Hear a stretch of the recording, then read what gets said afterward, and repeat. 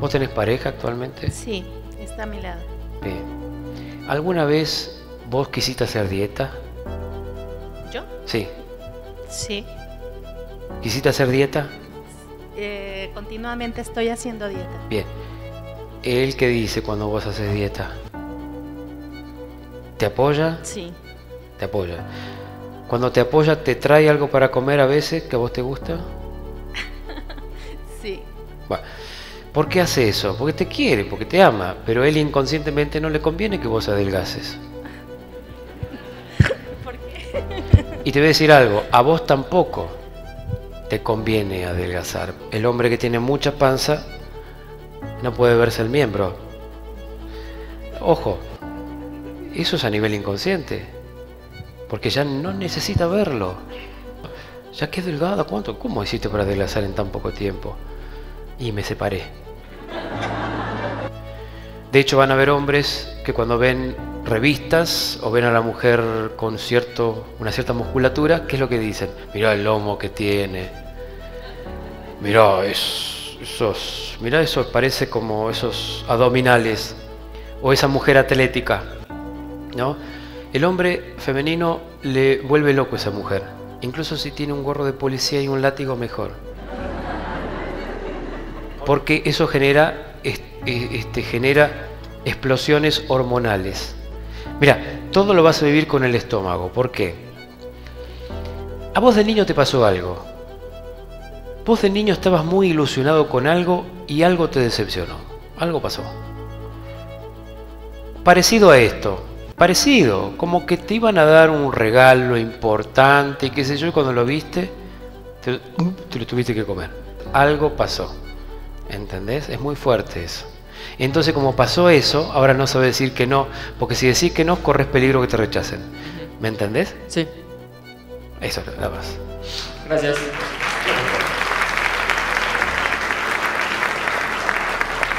Hola Daniel, buenas noches. Buenas noches. Mira, yo te quiero preguntar, yo tengo un cierto problema. Tengo 4 años que no trabajo, pero yo lo estoy viviendo ahorita como una enfermedad, con mucha desvalorización.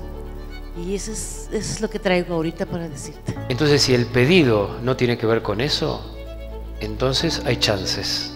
Pero si el pedido siempre tiene que ver con miedos irracionales, entonces siempre va a ser más de lo mismo. Nunca vamos a tener lo que queremos y lo que deseamos. Porque siempre vamos a pedir, ¿no es cierto?, en forma incoherente. Soy tu inconsciente. Pídeme un deseo, pero que sea concreto, por favor. Si no, si no me cuesta, voy a tener que trabajar, laburar. ¿Qué me vas a pedir?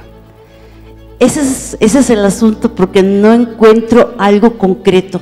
Eso es lo que me está así. Te acabo de preguntar para que lo encuentres. Ajá. Pero ¿qué pasa que no estás con un hombre en tu vida? O una mujer, no sé, pero alguien que te mueva las hormonas. ¿Cómo puede ser? No. Porque estás neutralizado hormonalmente. Y así es que creamos todos los acontecimientos y todas las cosas que creemos que nos pasan, cuando en realidad nosotros pasamos con las emociones por las cosas. ¿Entendés? Entonces búscate un viejo.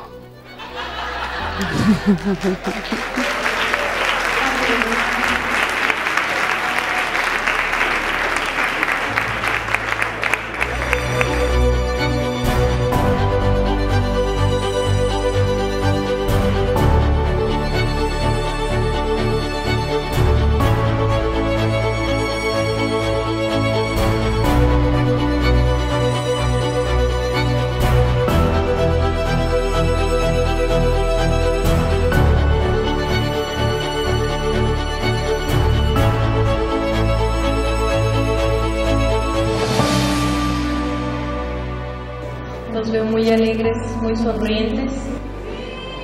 Pues bienvenidos, amigos y compañeros del conocimiento.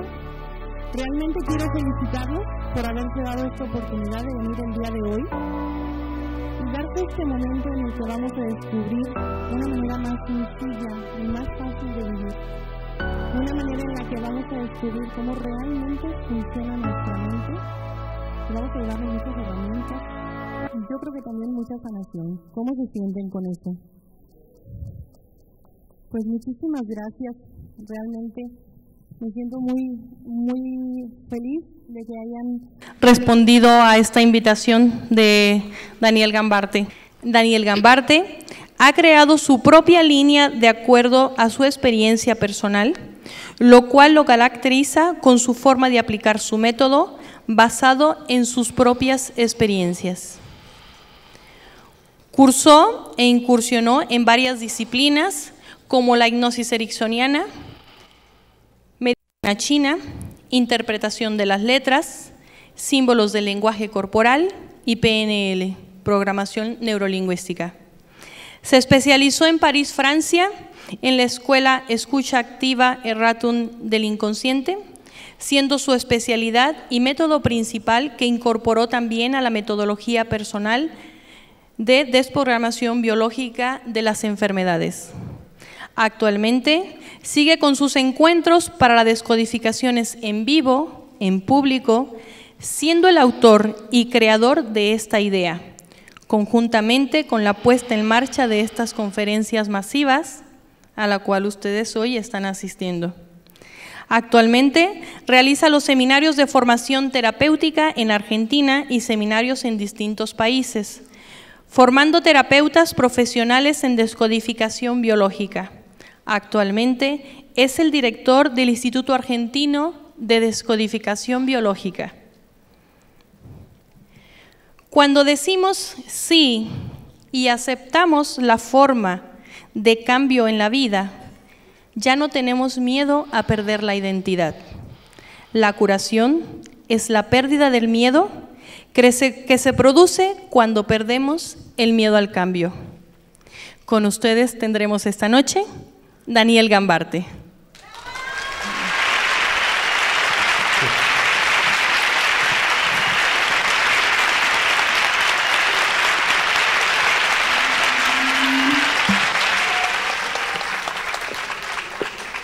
Buenas noches. Bueno, muy contento de estar aquí en México y Guadalajara. Para mí es un honor compartir esta noche el conocimiento, la información y que puedan realmente expresar alguna preocupación que ustedes tengan en relación con alguna enfermedad o si bien tienen algún síntoma en particular y o dolencia que ustedes quieran descodificar. Vamos a hacer lo posible esta noche para que eso suceda. Así que antes de comenzar la conferencia, nuevamente el agradecimiento por el recibimiento a este país maravilloso que tiene tantas cosas. Desde la historia de México, pasando por supuesto por ese espíritu especial que marca la diferencia con muchos países del mundo. Que México es muy particular, en Latinoamérica por supuesto, pero en el mundo ni hablar. Así que vamos a hacer una pequeña introducción para las personas que no saben o que todavía no pueden comprender lo que es la descodificación biológica. Bueno, como la misma palabra lo dice, descodificación biológica de las enfermedades. Es el desciframiento de la ejecución de un programa que es una formación que está en nuestro propio subconsciente, podemos llamarle incluso inconsciente o podemos llamarle supraconsciente, es decir, hasta incluso podemos llamarle Dios. Es esa cosa insospechada que maneja prácticamente, según mi observación y según mi experiencia, prácticamente el 99,9% de toda nuestra vida, que es nuestro inconsciente. Entonces nuestro inconsciente tiene esas cosas insospechadas, digo yo, porque actúa de una manera muy sutil e incluso actúa de una manera muy espontánea al momento de vivir nuestras experiencias con la mente en este plano, en este mundo conocido para nosotros, o en esta tierra, nuestro inconsciente es el operador y que prácticamente le podríamos llamar el tutor. Es esa entidad que maneja el vehículo, que va al volante y que cuando en algún momento de la vida considera que nosotros estamos preparados para poder manejar, nos cede el volante. Entonces podemos, entre comillas, manejar nuestras vidas o manejar nuestra vida. Así que en realidad podemos tener un cierto manejo de nuestra vida hasta un cierto punto, porque nuestro inconsciente es el que nos prepara ese ambiente emocional y hasta incluso a veces ese ambiente físico para que nosotros podamos vivir aquellas experiencias emocionales. Hemos escuchado muchas veces que nosotros nos podemos enfermar a través de la emoción. De hecho, la emoción, que es una energía en movimiento, hace que nosotros podemos, cuando vivimos la experiencia, esa energía que está en movimiento, que es la puerta de entrada a la palabra, a la simbología, y que a través de esa puerta de entrada codificamos. En momentos muy especiales, en momentos muy claves de nuestras vidas, hacemos estrés. Y en ese estrés muchas veces nos sentimos imposibilitados de poder descargar, de poder decir, de poder expresar aquellas cosas que son íntimas para nosotros y que incluso son vitales.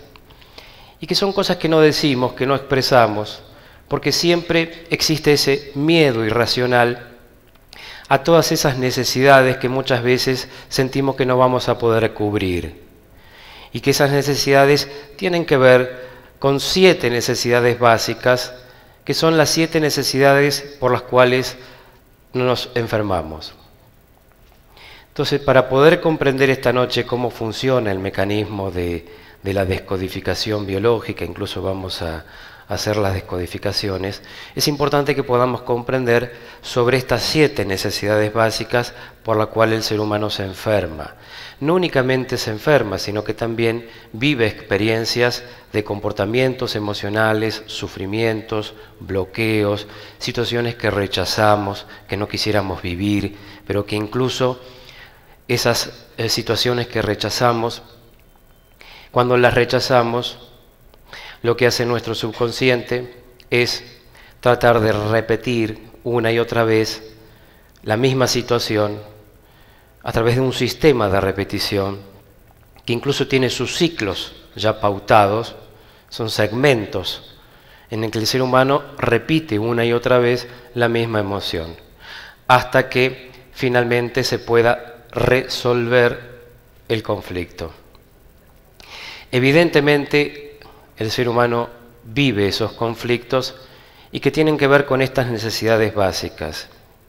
Las necesidades básicas son alimentación, reproducción, defensa del territorio primitivo, valorización, comunicación, identidad y pertenencia. Digamos que esos son todos los conflictos biológicos arcaicos que afectan indefectiblemente a humanos y animales por igual. Entonces, cualquier experiencia que vivamos, sea cual fuere emocional, no podemos escapar a la biología. Siempre se va a encasillar en esas realidades biológicas. Alimentación, necesidad de alimentarse y no poder, estrés. Si hay estrés por sentir que no podemos alimentarnos, pues entonces va a haber una demanda psicobiológica, podríamos decir, que sería en este caso la enfermedad. Entonces hay estrés, hay demanda. Permanentemente el ser humano vive conflictos psicológicos y no por eso nos enfermamos. Constantemente estamos con nuestra mente resolviendo esos conflictos. ¿Quién no tiene problemas hoy en día en la cotidiana? Con un montón de cosas. Sin embargo, no nos enfermamos por eso, hacemos estrés, después sentimos cansancio, fatiga, ganas de dormir, o incluso a veces nos podemos engripar o tener algún resfriado, que esos son síntomas normales, dolores de cabeza, por ejemplo. Pero vivimos en un escenario, digamos, cotidiano de la vida normal en que estamos acostumbrados a resolver esos conflictos que son psicológicos, pero que no superan ese techo psicológico.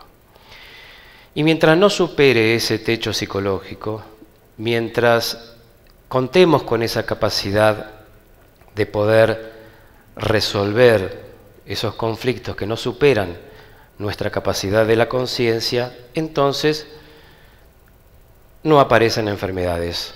En todo caso pueden aparecer algunos síntomas. Cuando una persona se estresa normalmente por algún estrés de preocupación, quien no vive o quien no siente muchas veces a la noche cuando llegamos a nuestras casas dolor de cabeza, cansancio, fatiga, bueno, todo lo que ya sabemos y que ya conocemos incluso de nuestro cuerpo.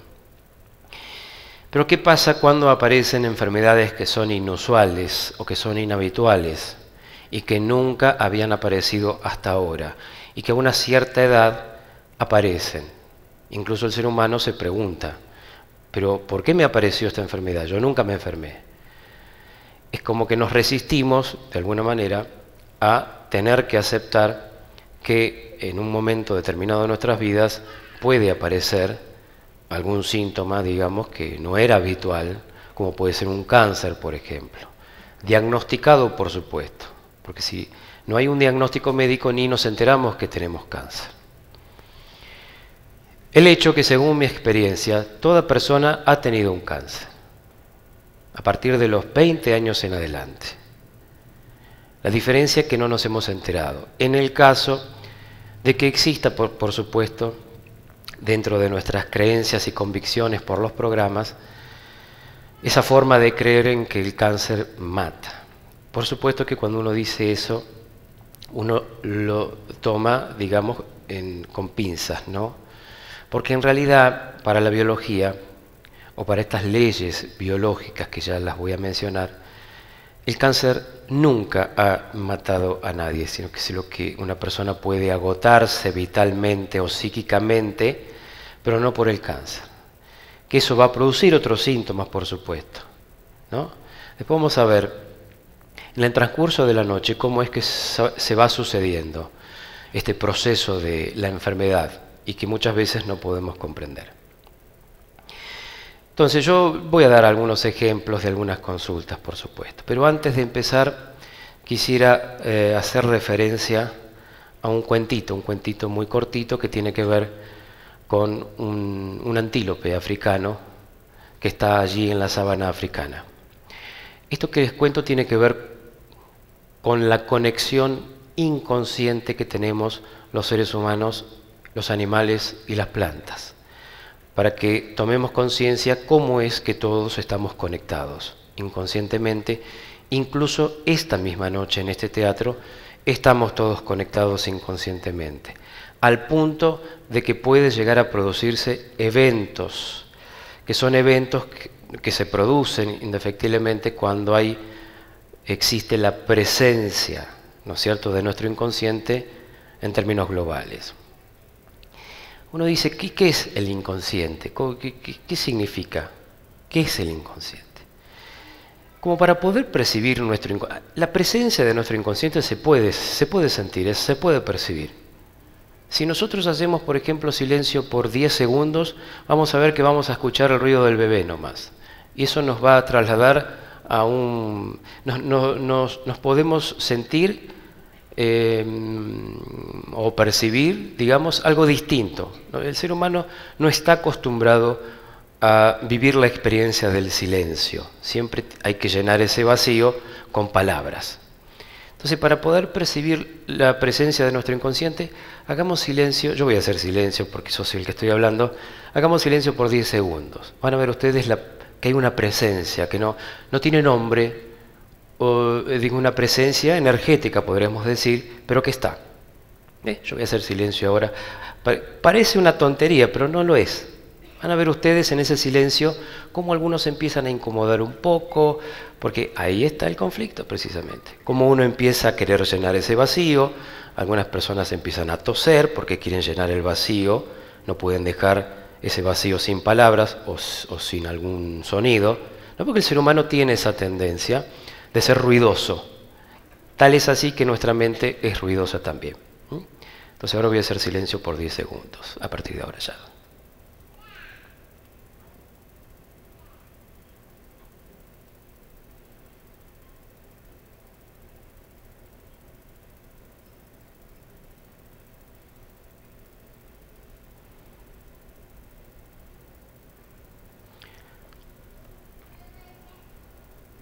Muy bien.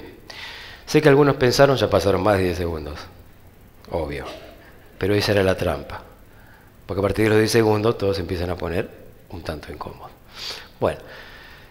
¿Sintieron como algo así que no se puede describir? Como algo que no se sabe qué es, pero que ese silencio es como que hablara de alguna manera. ¿Pudieron sentirlo? Bueno. Eso es un pequeño ejercicio para comenzar a conectarnos con nuestro propio inconsciente. Es callarse de golpe, ¿no es cierto?, en un escenario en donde hay mucha gente, por ejemplo, ¿no? ¿Qué pasaría si vamos en el colectivo y de pronto todos están hablando y todo se para de golpe? ¿Qué pasaría? ¿No? ¿Cómo nos adaptaríamos a esa situación? Bueno, entonces, estamos todos conectados inconscientemente. El kudú es una especie de antílope africano que le encanta el sabor de las hojas de acacias. Come las hojas de acacias porque son muy ricas. Se detiene a comer las hojas de acacias 15 minutos aproximadamente y después de 15 minutos el kudú se retira de esa planta que acaba de comer. Y así se va trasladando a la siguiente planta de acacia que está a 400 metros, es decir, de la primera planta atacada. Hay otras plantas que están al lado de la primera planta atacada por el kudú, pero esas plantas el kudú no las toca, sino que el kudú sigue, digamos, su camino. Aproximadamente a 400 metros se encuentra otra planta de acacia, se detiene a comer esas hojas de esa planta de acacias, 15 minutos, no más de eso, y emprende nuevamente su camino a la siguiente planta de acacia, que está exactamente a 400 metros.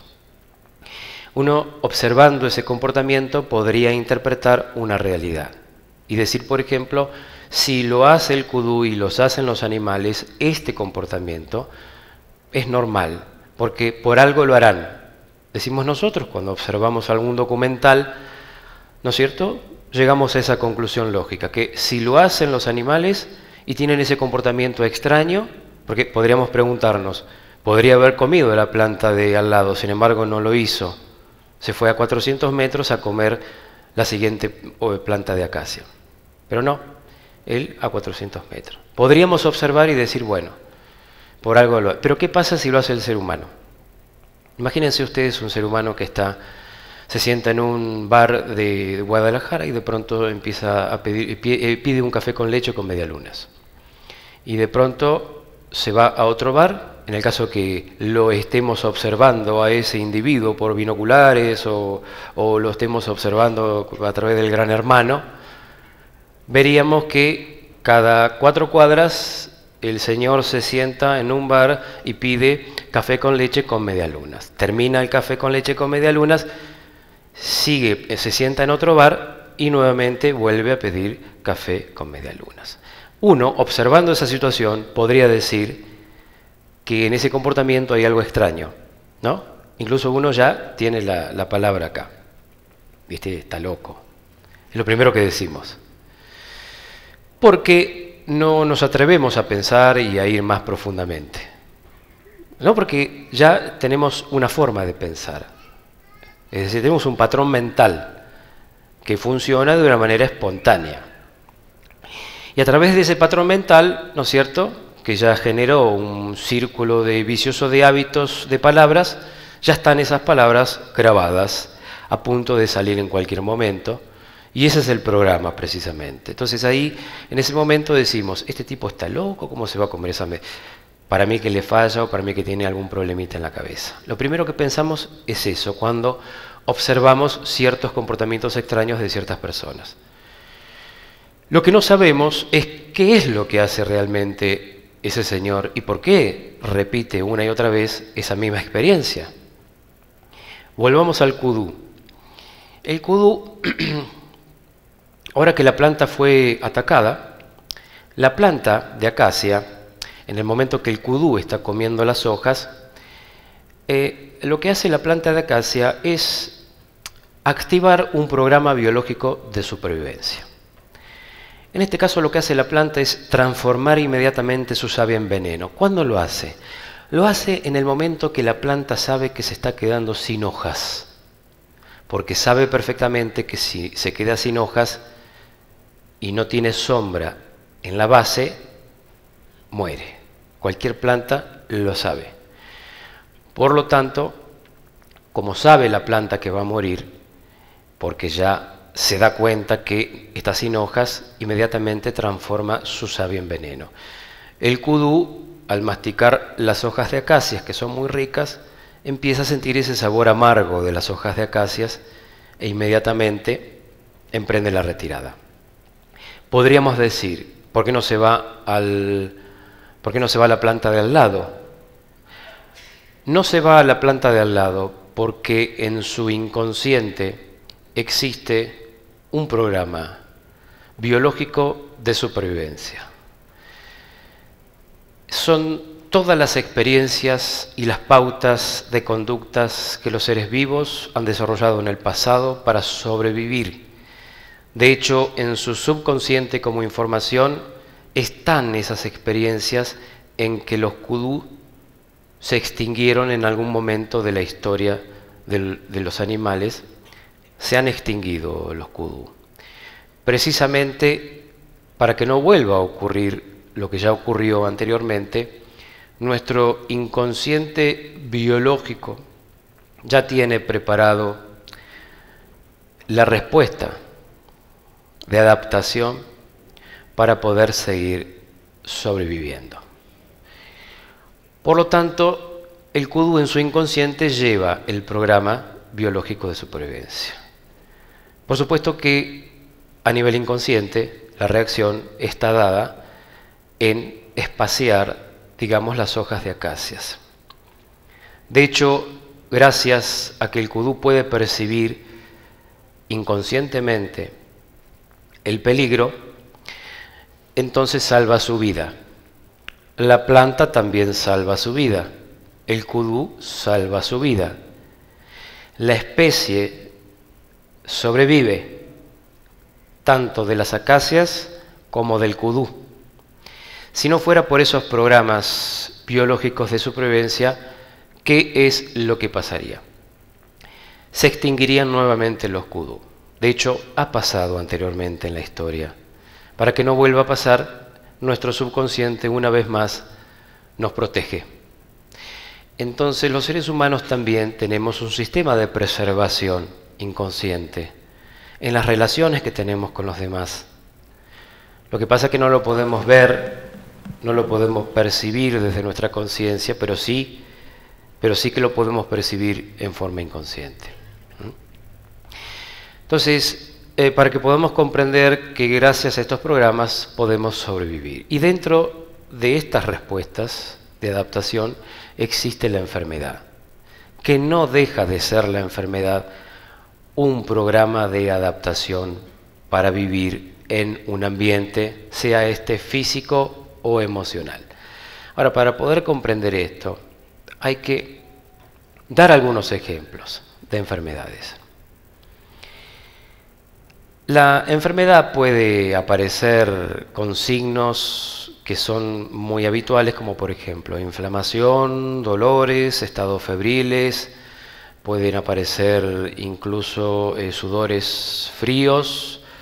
La enfermedad puede aparecer con tumores, pueden aparecer con gripes, dolores de cabeza, diabetes, cáncer, lupus, vitiligo, pueden aparecer trastornos obsesivos compulsivos, pero que ya sería un comportamiento, sería también una forma de adaptarse también a un entorno.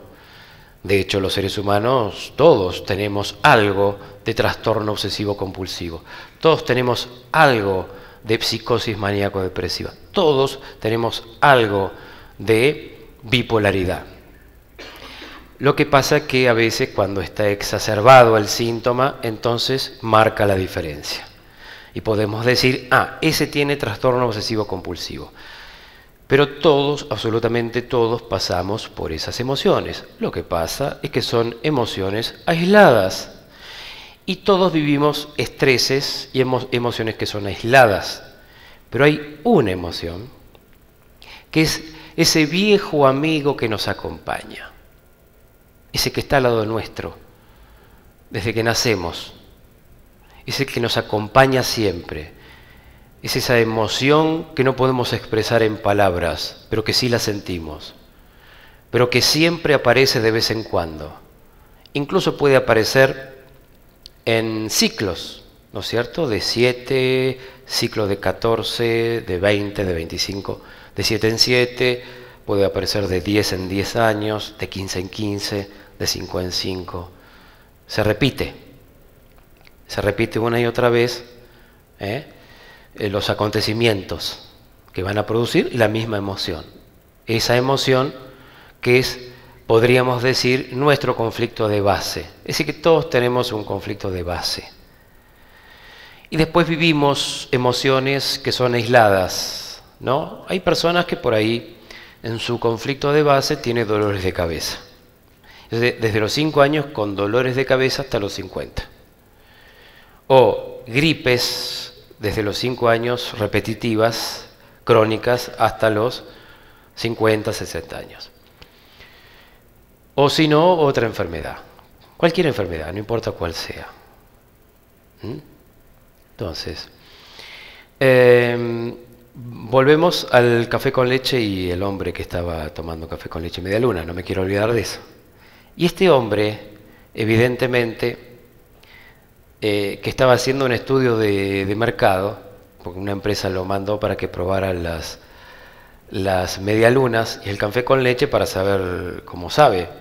De acuerdo a eso, hay que mejorar el producto de la empresa que van a poner probablemente a pocas cuadras, que probablemente sea una gran cafetería, ¿no es cierto? Y para eso se necesita hacer un estudio de mercado. Entonces ese hombre estaba probando las medialunas con café con leche. Pero, porque lo sabemos, pero si no lo sabemos, podemos interpretar cualquier realidad. Y de hecho es lo que hace el ser humano permanentemente. Interpretamos la realidad del otro, de acuerdo a nuestra creencia y nuestra convicción. Y es por eso que nos enfermamos. Precisamente porque interpretamos las realidades. Y no es que la interpretación solamente puede producir una enfermedad. Se tienen que reunir las siguientes condiciones para que una persona se pueda enfermar. Entonces, vamos a explicarlo de una manera muy sencilla. Una persona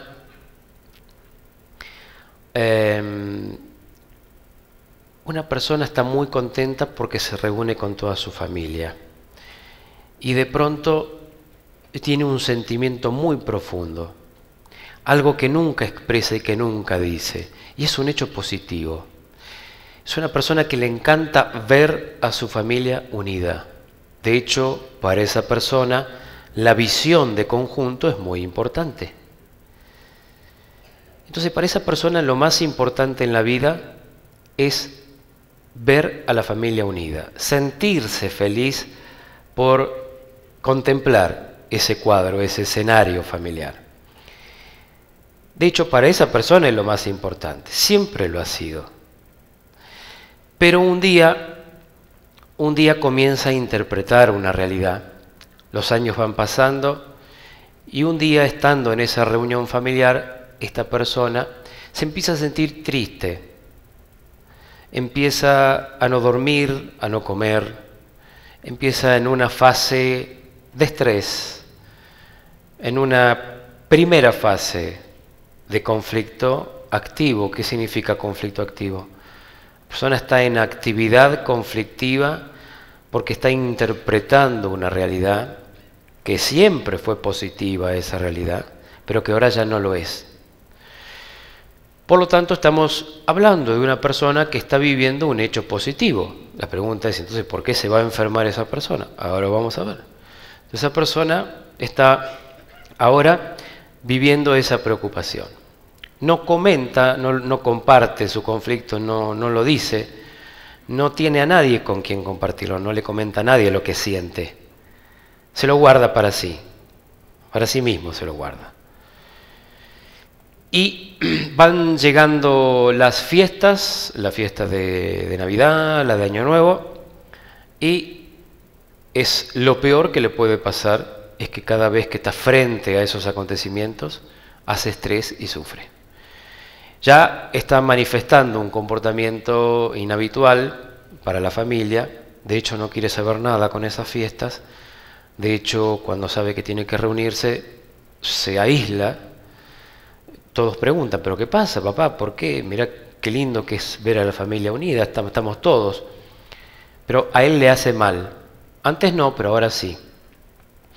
Entonces, en ese momento, en esa preocupación, en esa tristeza profunda que siente, que vive en soledad, en aislamiento, que no puede expresar y verbalizar, y que incluso para esa persona no tiene una solución, como que no hay vuelta atrás, es como que ya no quiere ver más a la familia unida, eso le hace muy mal. Ya si se podrían evitar esos acontecimientos, mejor. De hecho se vuelve una persona con mal humor, una persona que se aísla del clan familiar, que no es tan comunicativa como lo era antes, cambia su forma de ser, su forma de sentir, ya no es la misma, algo cambió, algo pasó. Evidentemente hubo un antes y un después, porque antes no era así, ahora es así. En la vivencia, en la interpretación de esa realidad, en esas palabras que no se dicen, que son cortas y simbólicas, pueden programar una enfermedad. Es decir, un proceso de adaptación a ese tipo de conflictos, no dichos, no expresados, no comunicados. Entonces, claro, hay un cambio radical en el mundo de esas percepciones de ese individuo. Hasta ahora la persona no sabe cómo, por qué y para qué se va a enfermar, pero casualmente, entre comillas, aparece cataratas, lo que nunca, aparece catarata en los ojos. Va al médico, el médico le diagnostica cataratas. Señor, tiene cataratas, hay que operar, o si no, va a tener que hacer un tratamiento, o ponerse lentes, o tratar de solucionar el problema. La persona no sabe por qué tiene cataratas. La familia no sabe por qué tiene cataratas.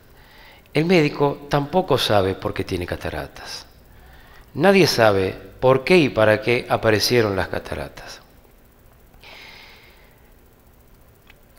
Explicándolo científicamente desde la biología, nuestro cerebro inconsciente, nuestro cerebro, no la mente, el cerebro, funciona como una supercomputadora. Es más, podríamos decir que es una computadora con un lector de disco, que incluso ejecuta operaciones que son espacios temporales múltiples en un instante. El cerebro recibe a cada instante millones de informaciones, ya sea esas informaciones que recibe el cerebro a nivel sentimental, a nivel espiritual, a nivel orgánico. Recibe las informaciones e inmediatamente, en centésimas de segundos, da una respuesta implacable, inexorable, da una respuesta biológica de supervivencia.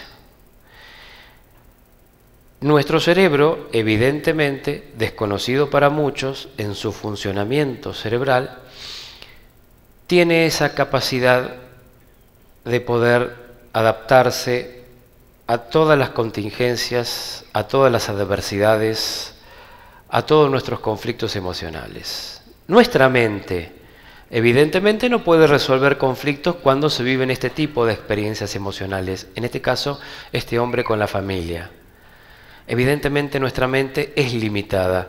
Nuestra mente puede resolver ciertos conflictos. Incluso, ¿quién no ha encontrado alguna vez una respuesta psicológica a una situación que estábamos viviendo de estrés emocional, porque estábamos preocupados porque si nos echan del trabajo, por una separación afectiva, una gran ofensa, un despido, una traición, la muerte de un familiar o un diagnóstico médico fatal?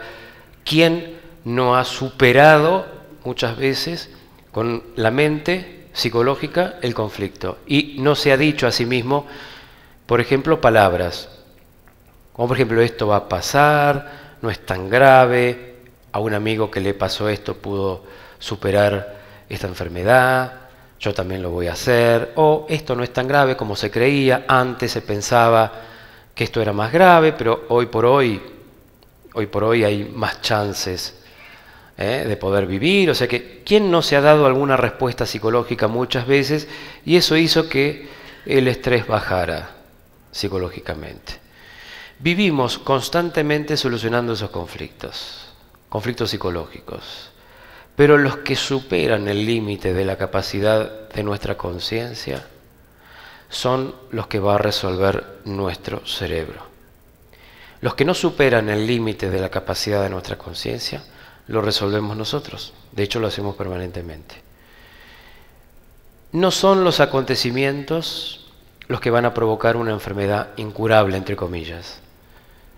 No son los hechos.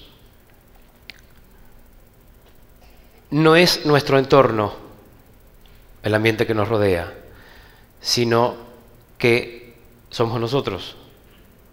Es decir, es la vivencia que no podemos superar, la interpretación de esa realidad que hacemos de esos acontecimientos. Ahí está la clave del asunto por la cual nos enfermamos. La interpretación, que no deja de ser metafórica, siempre a través de la metáfora nos enfermamos.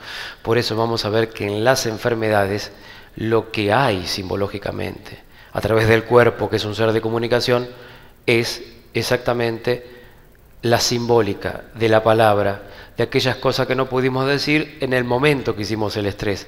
Y vamos a ver cómo funciona, cómo es que nos enfermamos, por qué aparecen enfermedades que son extrañas, por qué aparecen enfermedades que son raras, o por qué aparecen tales o cuales enfermedades. ¿Cómo hacemos nosotros para armar una emoción con palabras? ¿Y cómo puede hacer nuestro subconsciente para hacer ese desplazamiento de esa palabra a la biología?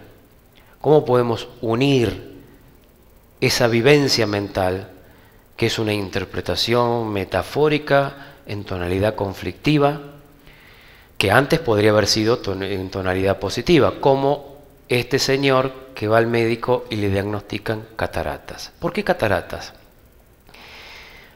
Las cataratas aparecen cuando una persona sufre un conflicto en el que siente que pierde el contacto visual, que es lo más importante para esa persona. En biología le denominamos el conflicto de separación visual. Separación, ¿por qué? Porque el individuo siente una separación de ese holograma, de esa imagen familiar, se siente separado de esa imagen que siempre fue positiva, porque él siente que no los va a volver a ver más. Y ahí está la clave del asunto. La palabra no dicha y no expresada que provocan las cataratas. En este caso, para la experiencia de este hombre, no los voy a ver más. Es como mirar a la familia y decir, oh, qué lindo que son todos, pero no los voy a ver más. Ya está vivenciando el conflicto de separación visual. Cuando una persona viene a la consulta con estos síntomas, astigmatismo, cataratas, diplopía, estrabismo divergente, estrabismo convergente, bueno, todos los síntomas relacionados con los ojos. Los ojos, simbológicamente, los ojos representa el Padre, la visión. Cada parte de nuestro cuerpo simbólicamente representa muchas cosas. Nuestro padre, nuestra madre, básicamente la simbología de nuestro inconsciente es amplia, ¿no? Tierra, fuego, aire, agua, madre, padre, yin, yang, bueno, malo, frío, calor. Es decir, constantemente con nuestra mente dual dividimos las cosas, separamos las cosas. De hecho, el ser humano viene a conocer esta ley de polaridad.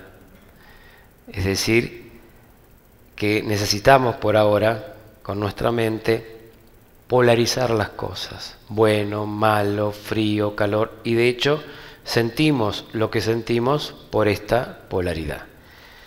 Por supuesto que nuestro cerebro no, porque nuestro cerebro no funciona así. Nuestra mente sí, nuestra mente interpreta metafóricamente.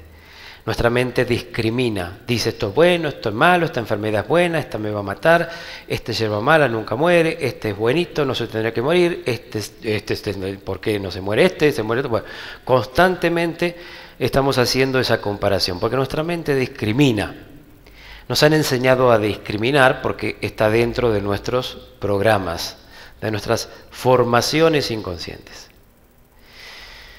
Entonces, nosotros creemos que somos nosotros tomando decisiones, pero no somos nosotros tomando decisiones. Es siempre nuestro inconsciente quien maneja prácticamente el 99,9% de todas las cosas que nosotros creemos que manejamos, pero que no manejamos, sino que lo maneja nuestro propio inconsciente. Y lo hace, obviamente, porque entiende y comprende que la mente sabe que es limitada y sabe que hasta ahí puede llegar. Entonces, evidentemente hay algo que va mucho más allá de nuestra razón, que es inteligente, que nosotros todavía no podemos confiar en nuestro inconsciente porque estamos recién como en una etapa evolutiva primaria. Entonces, como que recién ahora estamos conectándonos con esta información ancestral, porque ya está esta información en nuestra biología, esta información ya está en nuestro cerebro. De hecho, nuestro cerebro refleja el universo, es el reflejo de nuestro propio universo, nuestro cerebro. No lo puedo corroborar ahora, pero así lo siento y creo que es así, que nuestro cerebro es el reflejo de nuestro universo y obviamente nuestro cerebro es el reflejo de nuestro ambiente. Si no fuera por nuestro ambiente, por nuestro entorno, quizás a lo mejor no tendríamos enfermedades. Evidentemente el ser humano hace estrés precisamente porque en ese entorno y en ese ambiente tiene que sobrevivir. Y cuando se presenta el conflicto en el que el ser humano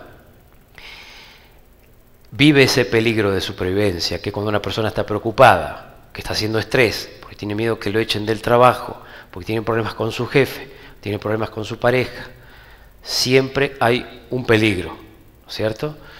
Ese peligro muchas veces no se blanquea, no se manifiesta de una manera coherente como lo deberíamos hacer. Expresar y decir y blanquear todas las cosas que sentimos. No enmascarar las cosas como hacemos los seres humanos constantemente y nunca diciendo lo que realmente necesitamos. Hete aquí que en la gran mayoría de todas las personas, cuando no pueden expresar en forma coherente esas necesidades, las expresan de otra manera. Para decir lo que necesito, lo digo de otra manera. Esa otra manera puede ser una manera en que manipulamos las cosas.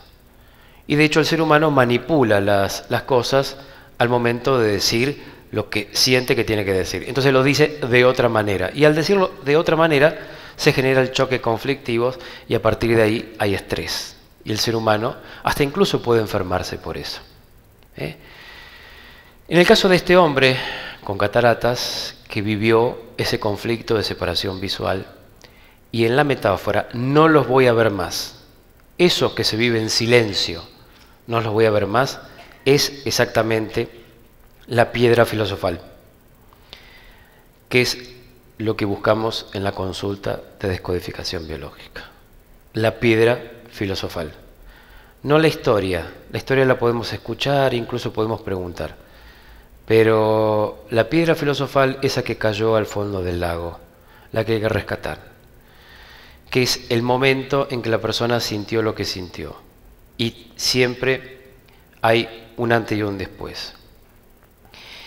Es decir, que es muy sutil, pero se encuentra. Y vamos a ver ahora esta noche con los ejemplos de las descodificaciones. Yo les voy a pedir que los que estén interesados en descodificar levanten la mano, que digan cuál es su enfermedad.